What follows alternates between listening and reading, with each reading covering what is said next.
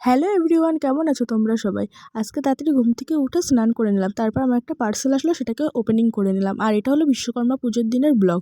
তারপর আমার বর এখানটায় গাড়িটাকে পুজো করে নিচ্ছে। আর আমি বলছি, ভালো করে পুজো করো, পরের বার যেন 2 চাকা না 4 চাকায় পুজো করতে পারো। এই নিয়ে ওর সাথে একটু মজা করলাম। তারপর ও রেডি হয়ে ওর সাথে আমি বেরিয়ে পড়লাম ওর কোম্পানির দিকে। আর আজকের দিনেই না ওদের কোম্পানিতে বাইরের লোক অ্যালাউ করে, ওই 4টে কি 5টা অবধি গেটটা খোলা থাকে। দেন তারপর আর ঢুকতে দেয় না।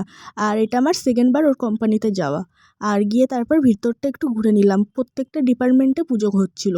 আর প্রচণ্ড গরম, আজকে কাজ হচ্ছিল না ঠিকই পুজোর দিনে, তবুও প্রচণ্ড গরম। ওখান থেকে বেরিয়ে পড়লাম বান্ধবীর বাড়ির দিকে। আর গিয়ে দেখি তো এই যে বাবানী সোনা ওর ছেলে মেয়ে নাতি পুতি নিয়ে শুয়ে রয়েছে। এই নিয়ে ওর সাথে আবার একটু মজা করছিলাম। আর তাড়াতাড়িও উঠে পড়েছে।